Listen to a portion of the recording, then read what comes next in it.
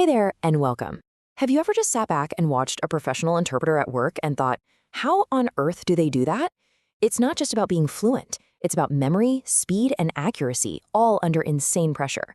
Well, today we're going to pull back the curtain on one of their biggest secrets, a powerful note-taking system that's like a secret language. And the best part? You can learn it too. No, really, just stop and think about that for a second. 10 full minutes. It's packed with ideas, numbers, arguments. How is it humanly possible to hold all that in your brain and then, boom, deliver it perfectly in a different language?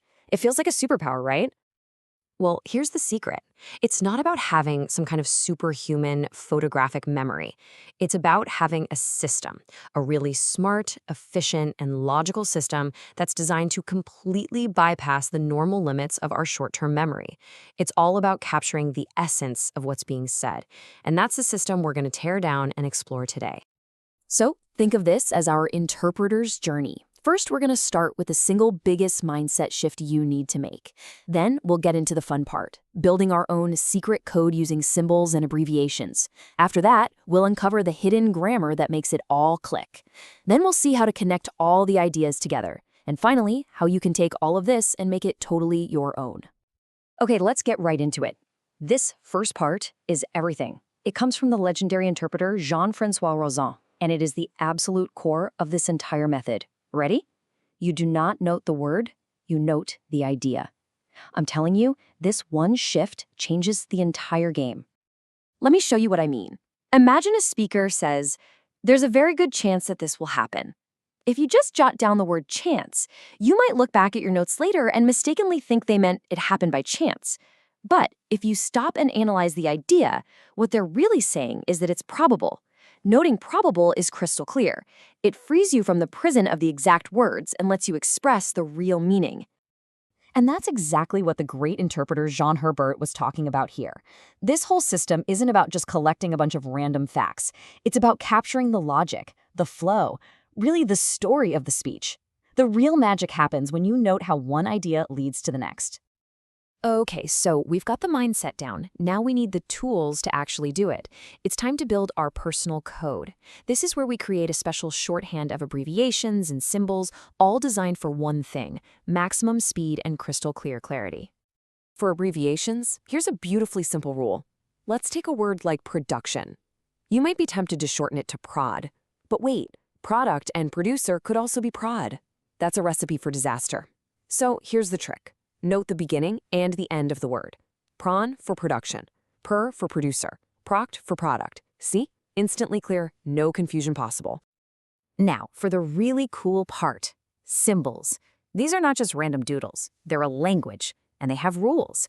Your symbols have to be clear. Their meaning can't ever change, and, this is the big one, they have to make perfect sense to you. Don't just go copy someone else's list. And whatever you do, create them before you need them. Trust me, trying to invent a new symbol in the middle of a speech is, well, it's not going to go well.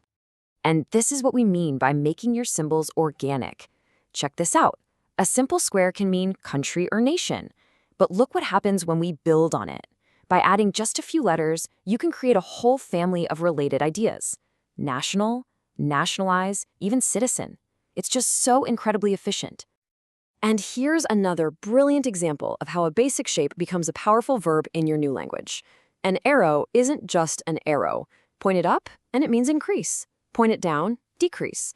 Point it to the right, and it can mean leads to or results in. I mean, come on. That is a powerhouse of meaning in one single stroke. And hey, to get you going, here's a little starter pack with some common, super useful symbols. You know, to think can be that little squiggle over a circle. Therefore, just becomes TFE. You can already see how these little things would save you precious seconds, but still capture those essential ideas. This is the kind of stuff you can build on. All right, we have the mindset, we have the tools, but now we need the grammar. And this is where the pure genius of this system really shines. Because it's not just what you write, it's how and where you write it on the page that matters. Okay, first rule of this new grammar, verticality. I need you to unlearn a lifetime of writing from left to right. In this system, we write top to bottom. And that's not just for looks, it's a deeply strategic move. It forces you to group related ideas together, basically creating a visual map of the speech's logic right there on your notepad. Let's look at a super simple example. Say the phrase is the report on Western Europe. You don't write that out in a line. No, you write your symbol for report, and then right underneath it, you put Western Europe. Just by stacking them, that vertical relationship instantly tells your brain, this second thing describes the first thing. You don't even need connecting words. The second big structural rule is called the shift. If verticality helps you link a noun with its description, the shift shows you the flow of the whole argument. You end up creating this sort of cascading diagonal structure down the page. Each new part of the argument starts on a new line, but it's indented or shifted under the part it connects to. As you're about to see, this makes the logic of a sentence just pop off the page. And this example is just perfect. Look, line 1 says prices rose. Easy enough. But then see how the next thought, but not equal to income, is shifted down and to the right?